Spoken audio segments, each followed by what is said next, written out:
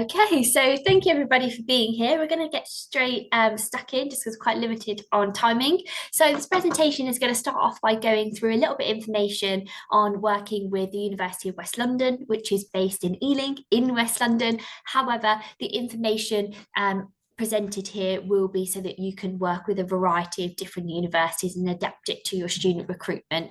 Okay, right, so to get stuck in, so I'm just going to talk a little bit about my previous experience. So I have worked in heritage before, which is the reason why I'm kind of doing this. So this presentation, lots of this knowledge has been informed from kind of working in heritage and the arts and then moving into the university sector. So previously my role was volunteer manager at Shakespeare's Globe. So we had around 600 volunteers there.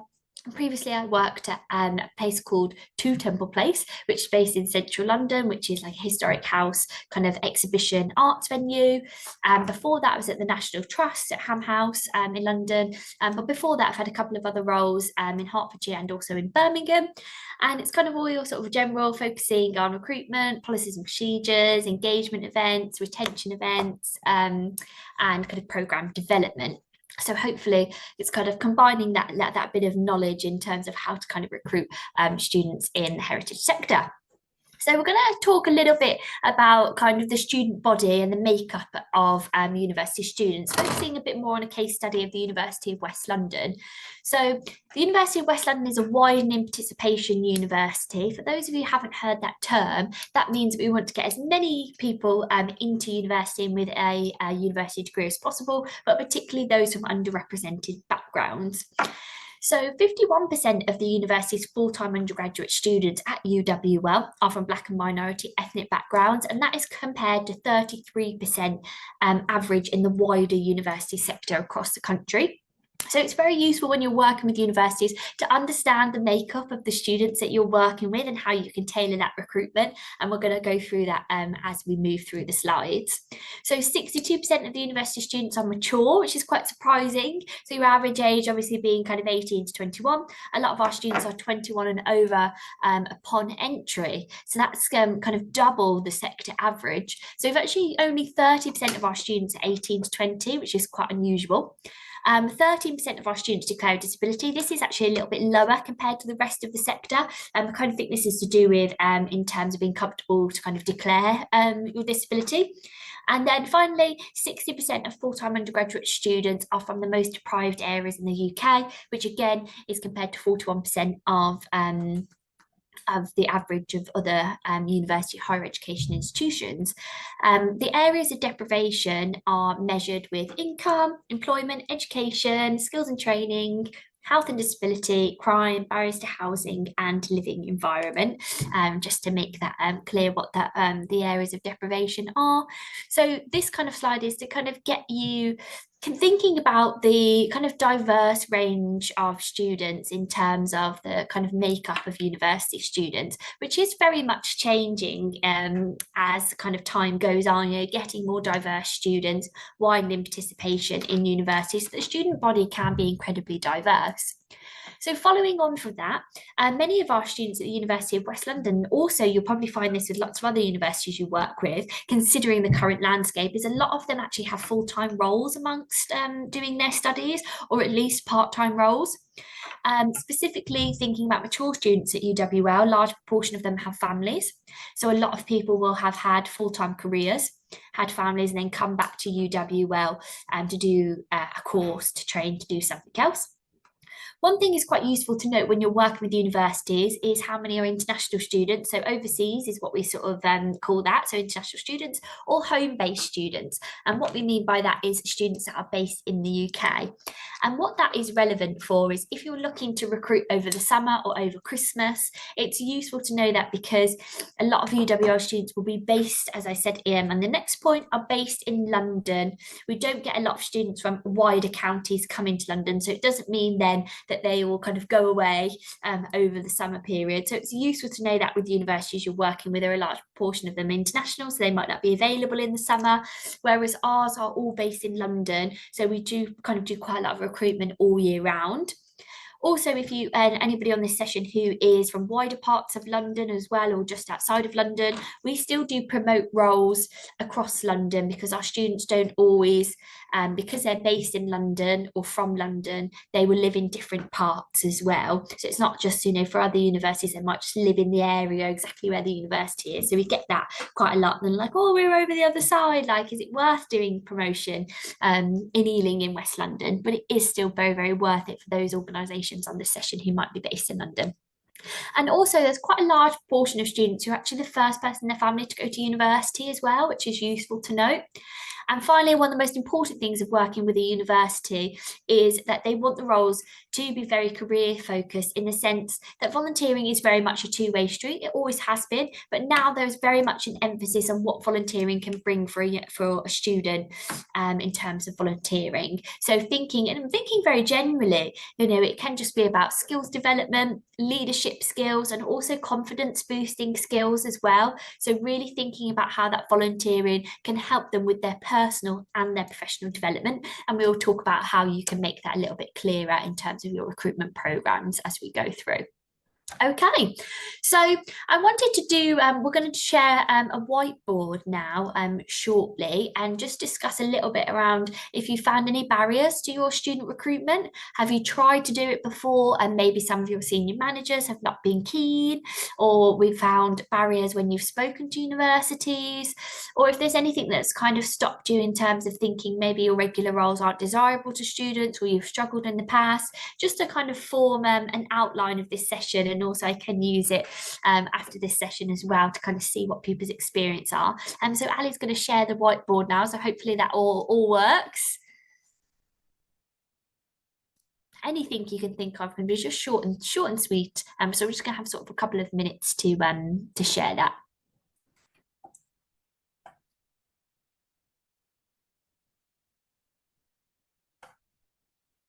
Here we go, and hopefully that all works. So have you found any barriers to student recruitment? Okay, and we'll just take a few minutes on that.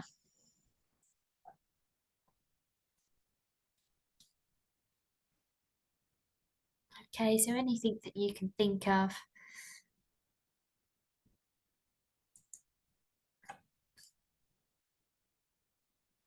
See a few things. Most roles during the week.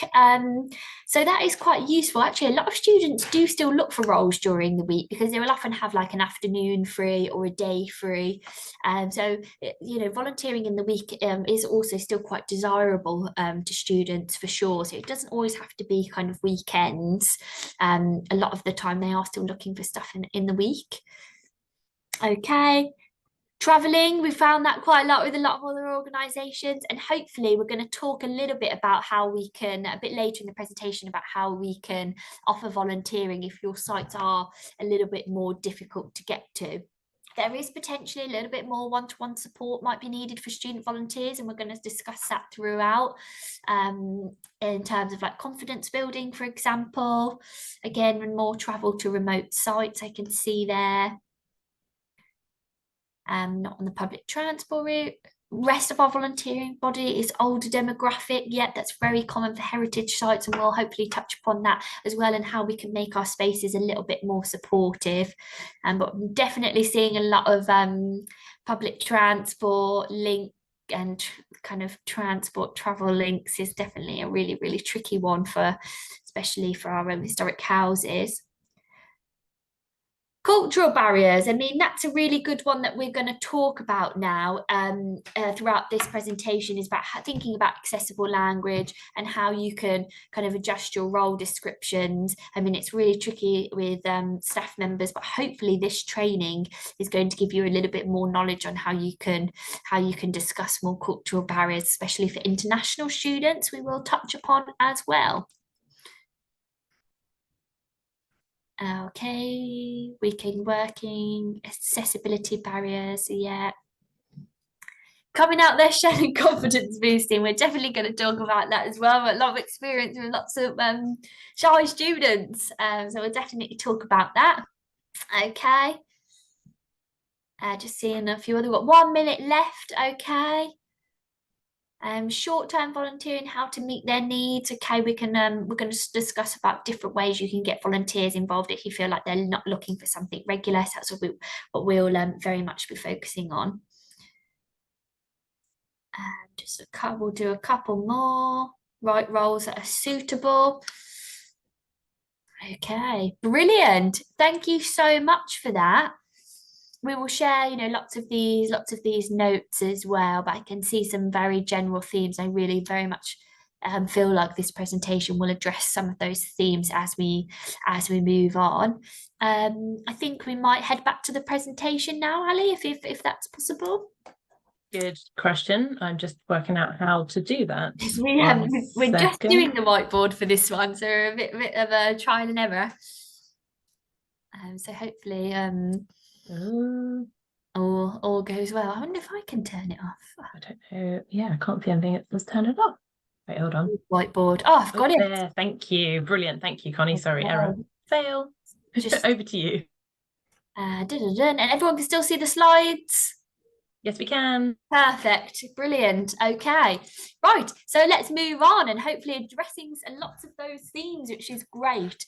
So what is volunteering to students? Okay, so a lot of us, as we have just discussed actually in this in the whiteboard, a lot of us might be quite used to dealing with kind of older volunteers, retired volunteers, or volunteers that are kind of very kind of bound up in the world of volunteering and in culture and the arts. They might volunteer at other places. They probably quite like to have family and friends who have volunteered. They probably volunteered before even getting to your place.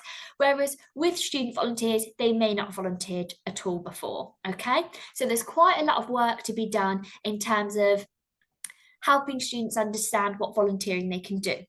They might have done volunteering, but in a bit more of what we would say a little bit more of a traditional sense, in that they might have done a little bit of volunteering or think that volunteering is more based around like food banks, for example, or fundraising, whereas the world of the arts and heritage might be very new to them and the roles that they can be involved in. They don't know how volunteering has progressed and the variety of things that you can get involved in.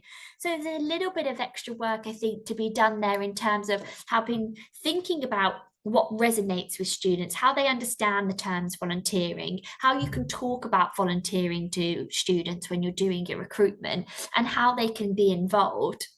And it's thinking very specifically about heritage sites and arts venues and how we talk about what our sites are, for example. So when I worked at the National Trust at Ham House, I went to lots of volunteer fairs, and it was very, very tricky to get people to understand what is Ham House, what is this building, why on earth would they want to visit it, and why would they want to volunteer in it. So that was quite difficult. So it's thinking about the language that you use to explain what houses are, what heritage sites are, what the gallery is.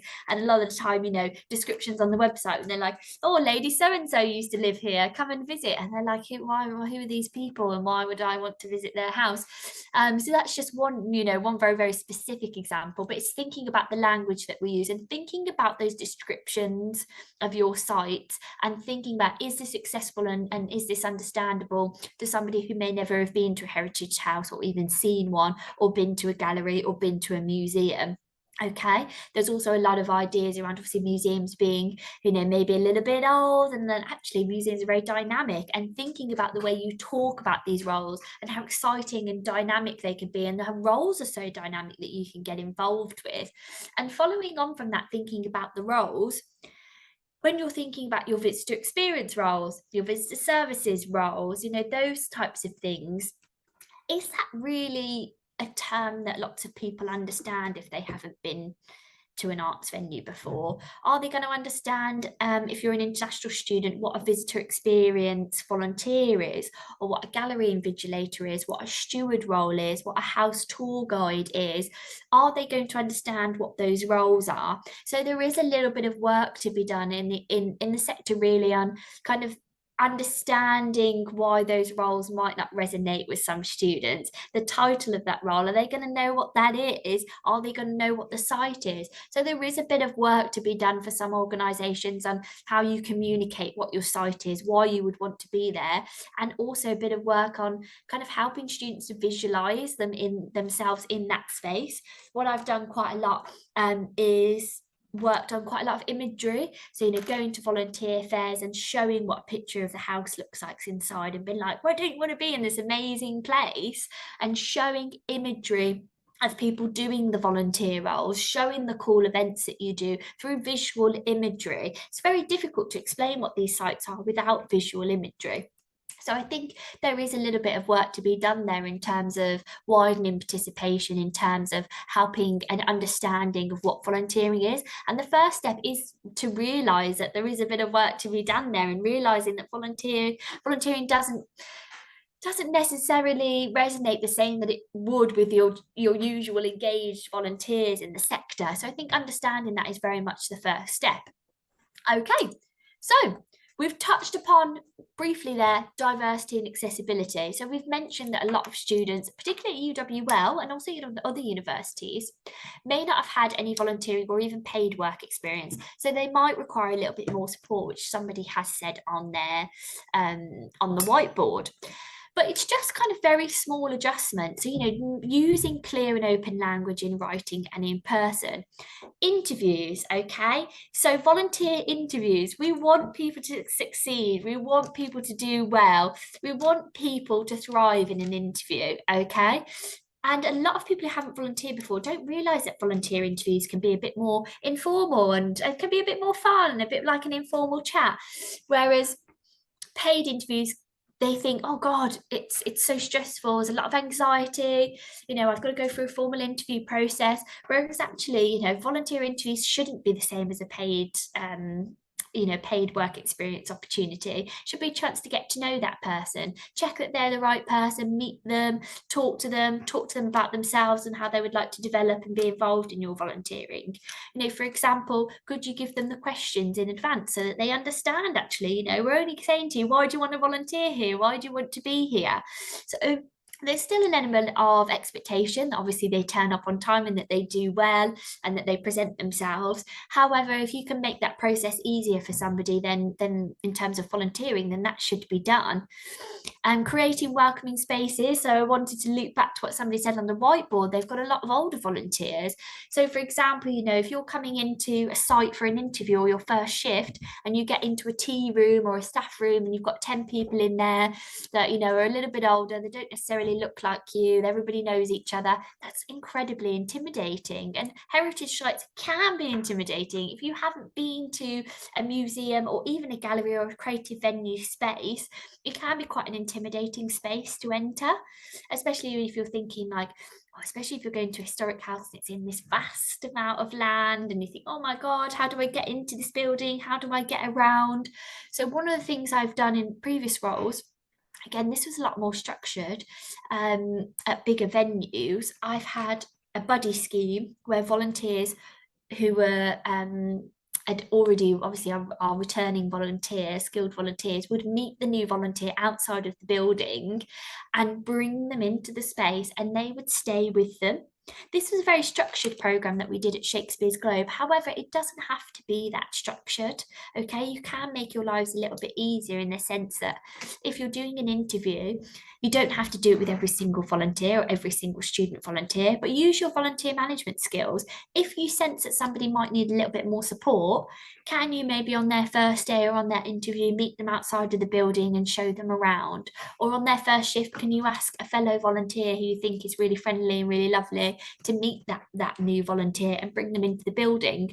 Again, it doesn't have to be done for everybody. It's only if capacity allows. But if you can offer a little bit more support, then please do that if capacity allows and if you're able to. Obviously, on the day these things crop up, but just making people even aware that there's a new volunteer in and they may be a bit shy and they may need a little bit more time. But I think my experience of working with students even before the University of West London is you can get a lot of students who need a bit of confidence building, a bit shy, but if they're with you once a week, once every 2 weeks, in a couple of months, that confidence is going to grow, okay?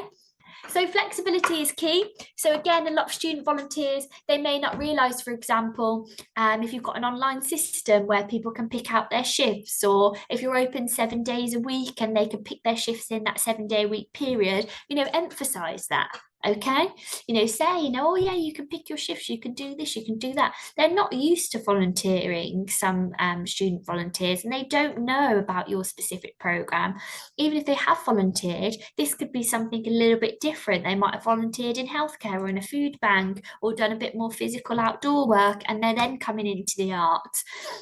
So every organisation is differently. So it's about not making assumptions. You might have to go back to the basics. There might be lots of questions. How do I get involved? Do I have to send in a CV? I get that quite a lot.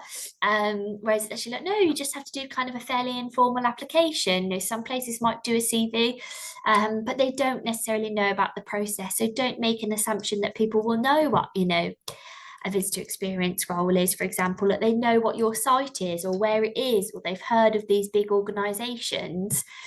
So I think those are one of the most important things. And these are very small adjustments. So again, they don't necessarily, you don't need to overhaul lots of your programs or make large adjustments. It's just small adjustments in the way that you approach things, and also a line of thinking as well. So remembering when you're speaking, oh, actually, is that a clear term? Or am I assuming that they know, where I work and what my role is and what this volunteering role is? Okay, so a lot of this kind of idea is informed by the Time Well Spent survey. Hopefully, a lot of people have heard of this, but if you haven't, it was a survey done by the National Council of Voluntary Organisations, so the NCVO, and it was conducted with volunteers and asking about their experience. And it asked around, so well, volunteers and non-volunteers. It was conducted with around 7,000 members. Okay, and a lot of people who were not volunteering indicated the reason was that they don't want to make an ongoing commitment. Volunteer satisfaction is lower amongst younger volunteers. 18 to 24-year-olds are unlikely to continue compared to their older counterparts, and the financial impact of volunteering is increasing barrier, and especially for those young people. So in the last 4 years, obviously we've adapted to a lot of change. We've had the pandemic, post-pandemic, cost of living crisis, which has widened inequalities and has actually made volunteering a little bit more inaccessible to certain groups of society. Okay, so following on from that, the Time Well Spent surveys asked non-volunteers how they'd be encouraged to become a volunteer, and they've said flexible ways in the way that they give their time, okay, and in terms of time commitment, so what they're actually doing and the time frame in which they're doing it. But how on earth do we do that? How do we adapt to these bits of new information that we're hearing? So I'm just going to go through now a couple of ideas that we do at the university that hopefully might be a way for you to kind of incorporate these into your volunteering program, especially if you feel like you have to keep your regular volunteering roles, and you feel like your regular volunteering roles are not recruiting the diversity that you would like, or not recruiting specifically students because of the nature of the role. So micro volunteering, hopefully we've heard of this. If not, it's an activity that can be done for short periods of time, often is online and can be done from home. Okay, so a couple of the activities that we've done within our team is we've had what we call beta tester volunteers. So this is kind of having people assess like a new online system that we've had and getting them to find bugs and just test that it works. This is a bit similar as well to other online volunteering. You can do like digital champion roles. This could be a bit of social media, helping you with developing your online platforms.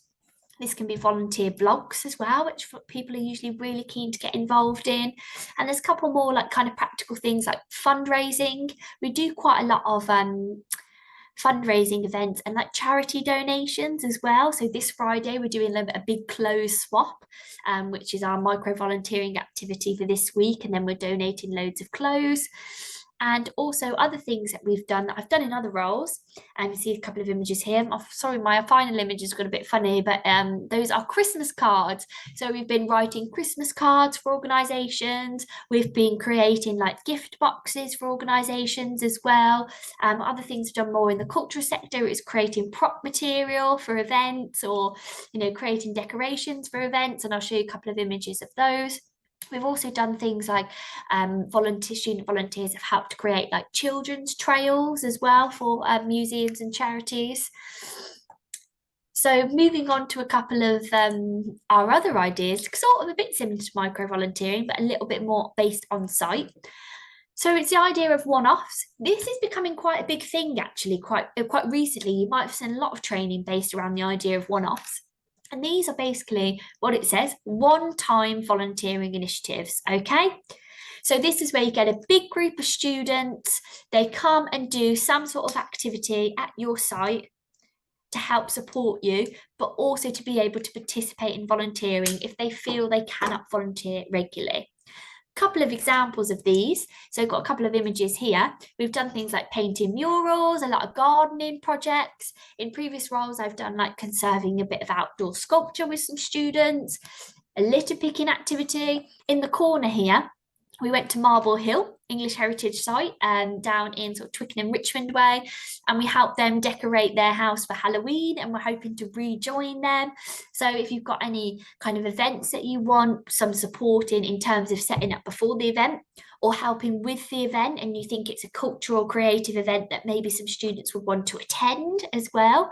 And then finally, workshops, if you want support with running a workshop, and whether someone's a facilitator or you're helping set up for a workshop. These are really great ways to get a big group of students in and have that added to your volunteer program. You don't have to do it once a week, once a month. You could do these things once, twice a year. Find an activity that is suitable that you might need a hand with. At the University of West London, as you see a couple of pictures of me on here, we go with the students and we very much help facilitate. So we get all the students signed up and we take them to these one-offs. So a couple of things that people have said on the whiteboard about getting to sites. What we do at the University of West London, we have in the past organised a minibus to go to sites. What we do now is we actually pay for their travel expenses. That might not be the same for other universities, and we go with them and we travel with them and we get them to the site. Sometimes we might not be able to go with them and just advertise the event for them to sign up, but a lot of the time, and you'll see there's pictures of me in here, I've taken the students and we go with them. So reasons why you might want to do some of these activities.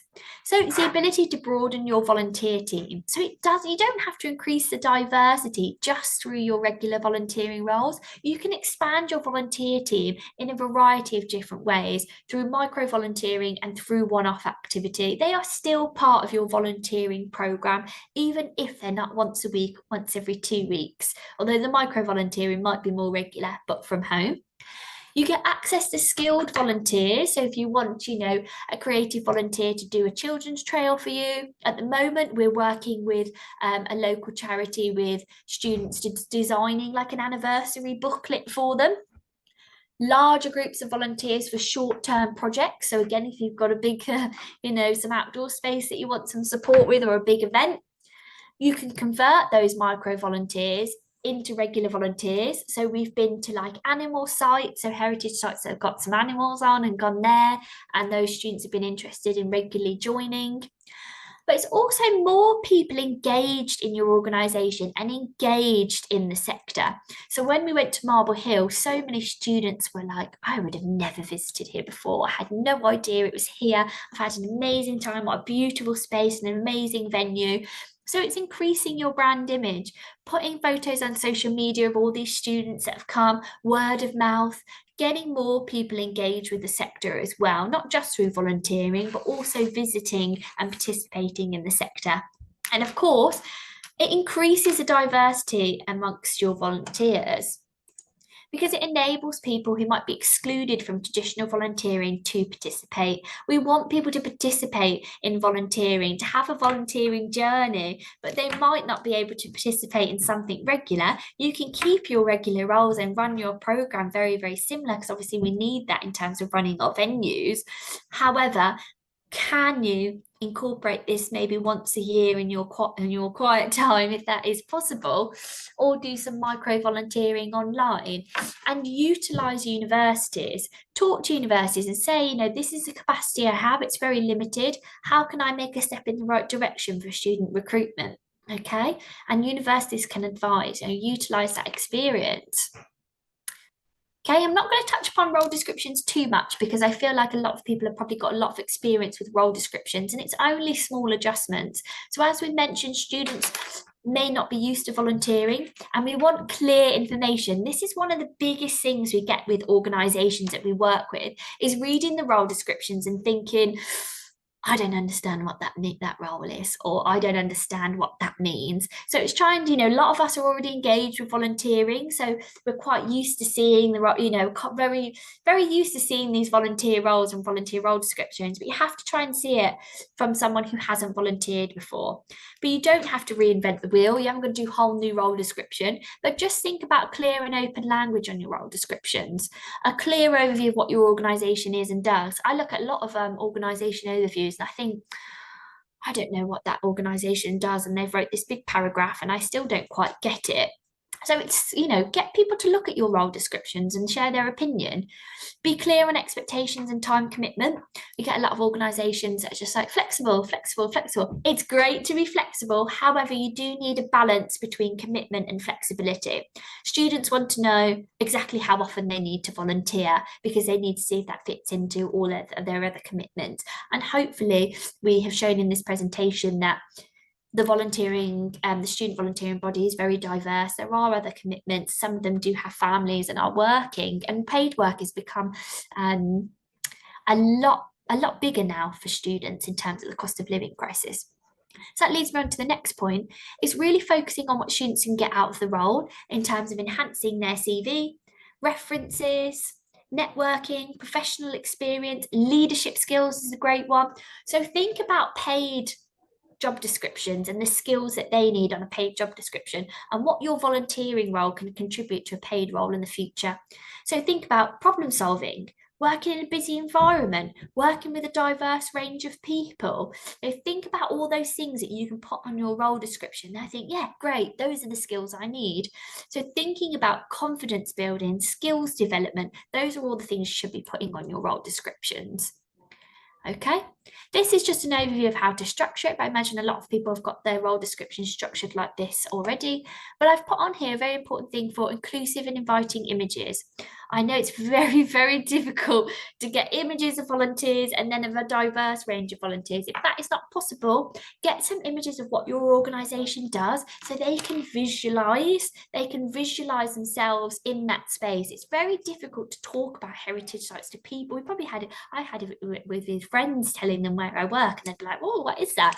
If you can visualise, and the amount of times I will get an image up of a historic house, something like when we went to Marble Hill or Ham House, whom we also now work with. I think, oh God, what's that? And I get a picture up on my laptop and I show the images of inside the building, and they go, oh God, I would love to be in there. And I think, yeah, that's what you need, is images of your spaces and how cool and interactive and dynamic they are. And I said, do you want to be in this space? Do you want to volunteer in here? Could you imagine spending, a nice Sunday afternoon or Wednesday afternoon in that place, talking to people? And they go, yeah, I want to do that. So it's thinking about how you sell it. Okay. Right. So breakout rooms. So we're going to split you into groups in your breakout rooms. And there's a couple of questions here, just to emphasize, you do not need to answer all of these questions. The idea of these breakout rooms is to talk to other organisations, see if they've done any micro-volunteering or one-offs before, or you share your experiences. Is there anything in the presentation you feel you can incorporate into your organisation? Or have you tried it before and it's not really worked? Are there elements of your volunteer programme that you think could be more flexible? So talk to other organisations, see what they've done, what they haven't done, what they might have done that's not been successful, and how they might want to adapt. This is a chance for you to talk to other organisations and learn from them. So we're going to have 8 minutes to discuss. Okay, so it's short and sweet, so get chatting straight away. Then we're going to come back and we're just going to have a couple of minutes to then feed back. So just checking the time that we're on. Yeah, so a couple of minutes to then feed back. So short and sweet. We've been sticking it to around a minute for each group. I think we might still be doing 3 groups. So take a note of what group you're in. So it should be 1, 2, and 3, and nominate a person to speak at the end, if possible, please. Ali, I think I've mentioned everything, but Ali's going to split you into your presentation groups. So utilise the time, get chatting straight away. Thank you. Brilliant, great. Okay, so thank you so much for that. So we're going to, I was thinking maybe my first group could go first, if that's okay. Does anybody, we forgot to actually nominate a person, and I said that very specifically, and I forgot to do it in my group. Does anybody from my group want to feedback first? Don't be shy. I'll do it. I can do it. Thank you. So my experience of this is from the other side. So I was until earlier this year involved with the university, and so encouraging students to go and do volunteering, and I've done it we have actually done it really successfully. We've had students go and volunteer in a number of places: National Trust House, local museum, local art gallery. And it from my perspective, it was really about, as Connie was saying earlier, I suppose, being really encouraging to get students to volunteer and to see themselves in these spaces. I had the advantage that I was trying to get students who were doing history of art and heritage management, so it was an easier sell, but nevertheless. Brilliant. Thank you, Sarah. It's worth mentioning that if you do want to work with universities, it is useful to look at what courses they do have, and you can take a little bit more of a targeted approach. Things can actually be quite liberal. So sometimes, with museums and heritage, we do promote them across all the different courses in schools because of the customer experience it can give you and the variety of different transferable skills. But at University of West London, we have the London College of Music, which is very sort of kind of your performing arts, that type of thing, and also London School of Film, Media and Design, so a lot of creative roles there. So it's useful looking and doing a bit of targeted work in terms of the universities near you and the courses. However, you can still promote these volunteering roles across all different schools, because you get a lot of people with creative hobbies outside of university, and sometimes they want to do something a little bit different to their course as well. Okay, brilliant. And the next group, please. Anybody? So we had 3 groups. I don't actually know what number group I was in. Do you know, Ali? You were in 2. 2. So we can have someone in group 1, please, if people did know what room they were in.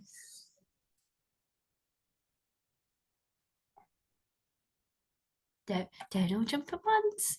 Okay, we can do, if it is a little bit easier, if people do have something specific that they want to share from their breakout rooms, if that's a little bit easier.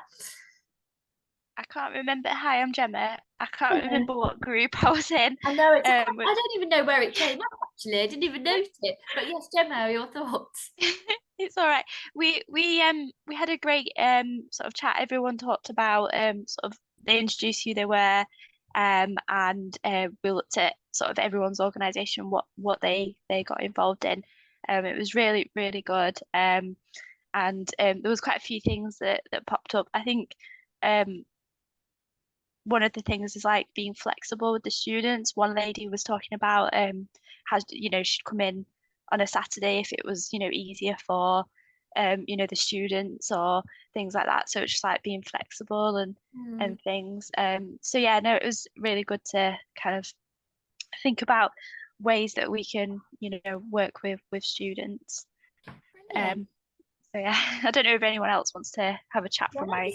Does anybody else want to share anything while we've just got the floor? Yeah, I pretty much second Gemma, and we talked a lot about how some of our organisations, because some organisations we're working with children and require DBS checks, we can't always do things like micro volunteering or one-off volunteering so easily as established volunteer roles. But yeah, we all talked a lot about our personal experiences at our museums and centres where we were able to sort of just be very sort of clear and very honest with students about their commitment and what time. And yeah, I was that person who, I come in on a Saturday sometimes to make it a bit more flexible and easier. And where do you work, Kelly? Sorry. So I work for English Heritage. I'm the volunteer manager based at Osborne House, but I serve the Isle of Wight, Hampshire cluster Oh, for them. lovely. So in terms of the DBS checks, was that for your organisation or that was somebody else that somebody shared? Someone else's, but we do have education volunteers at our sites. And actually we have a bit of a age limit in English Heritage, so we can't take any volunteers under the age of 16. And from 16 to 18, this is organisational policy rather than my own. You have to have parental consent or guardian consent to Yeah, I volunteer. think it is worth noting that for university age is 18 and over. So if you do have any quite strict, a lot of organisations I've worked with has also been 18 and over. So there shouldn't be any issues, hopefully in terms of that. But in terms of volunteers and your DBS checks, it's obviously very, very useful for your volunteers to have your DBS checks. But if they are with a facilitator, whether that's in your team or within the university, the DBS wouldn't necessarily be required if you're in a large group of people. Your organisation may see fit, but that is the guidelines done by DBS when you go on the website. So it might be something to think about if you were kind of maybe doing a bit more of an outdoor activity, there was a big group of you had a facilitator from your workplace, a facilitator from the university as well. I was saying in my group, we tend to go with them and kind of do all the checks and all of that type of thing. So a DBS check may not be required if you were doing a one-off activity. Obviously something for you to risk assess within your organisation if there are ways of doing that, but of course that's all up to an individual. Yeah, I was about to say, unfortunately, I'm not the policy maker on that one. Of course, yeah, but it might be something to think about to talk to your organisation. Sometimes things with DBS checks do get a little bit there's lots of back and forth about it, and there's sometimes a little bit of knowledge there to go into, when they're needed and when they aren't. So yeah, something to think about for your organisations, because we do get that a lot with organisations who might say, oh, these are the procedures that we have to go through. But there are, talk to universities about, how you can negate risk and how they can have a facilitator there. But of course, obviously a wider discussion with what you feel is appropriate in your organisation. Was there anybody else who wanted to share anything? No problem. Well, thank you so much for those people that did feedback. Apologies, we haven't had a lot of time to kind of go through things in depth. Very sort of a light touch discussion on student recruitment. So just rounding a couple of those things in now for the end of the session. So the benefits of recruiting students. So they are the next generation of volunteers. Younger volunteers are our future, and we do need to make a change in the landscapes of volunteering. Things are very much changing. So we do need to make a bit more of an effort to recruit diverse students, and it's very, very difficult in Heritage and in these organisations because there is a limit on capacity. Sometimes we don't always get the support that we need to kind of branch out a little bit more in our recruitment, but small steps can be made.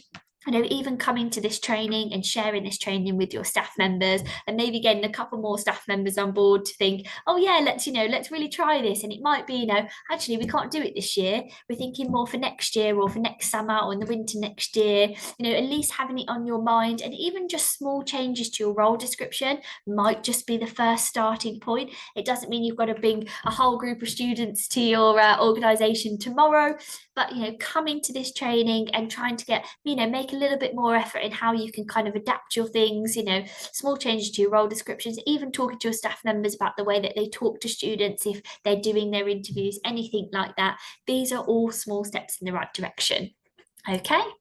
So many volunteering roles will naturally attract a certain group of volunteers. So for some organisations, they will have a little bit more work to do in terms of your regular volunteering.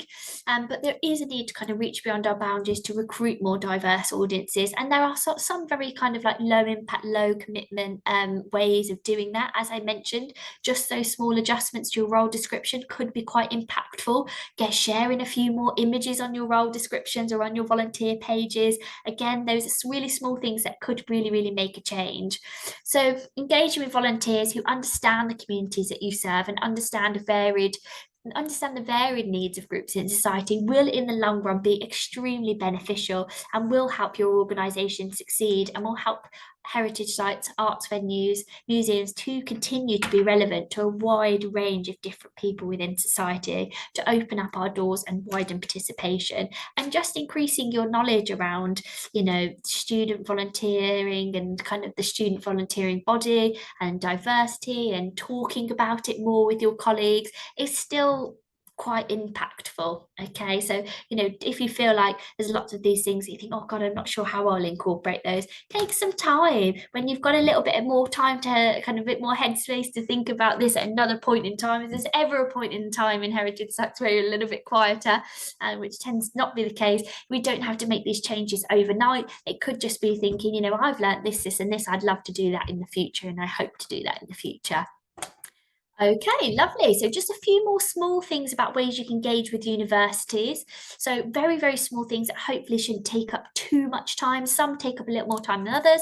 So advertising your opportunities on an online platform on a university. Universities can also share some social media posts, pop your roles in newsletters. Sometimes we go to trips to organisations so that volunteers can see the space and understand the volunteering role there. You can come in as a guest speaker to university events or like lectures, anything like that.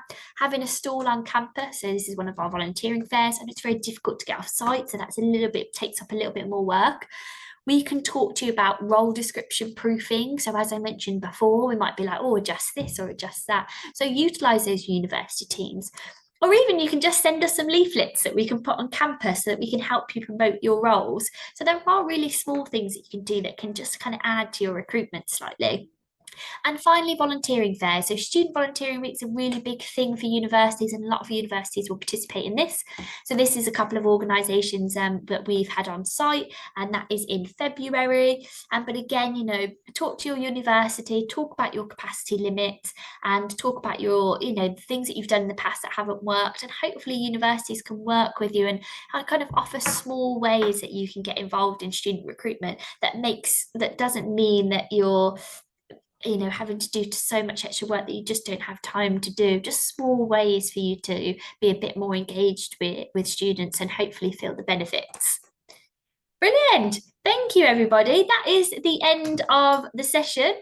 I hope people have found it very useful. I'm so sorry, it's a very light touch introduction to student volunteering. I'm going to put my email in here, as someone mentioned last time, but I will be sharing the slides. Ali will be sharing the slides from the Heritage Volunteering Group, and my email if you would like to talk more in depth another time, and also any other universities you have nearby. You can even just be like, I don't even know where to start. I heard this term at this presentation. How do I move forward?